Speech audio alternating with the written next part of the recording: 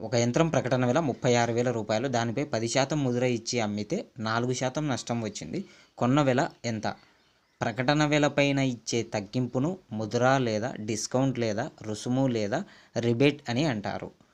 కొన్న వెల ఎంత అన్నాడు. కొన్న వెలకు సూత్రం ప్రకటన వెల into 100 minus D by 100 plus R minus X. ప్రకటన వెల 36,000 రూపాయలు ఇచ్చాడు.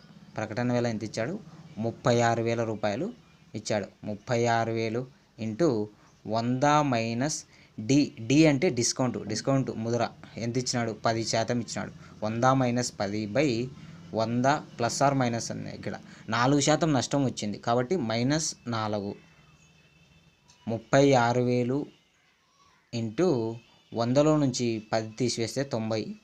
100 మైనస్ 4, 100లో నుంచి 4 పోతే 96. 12 8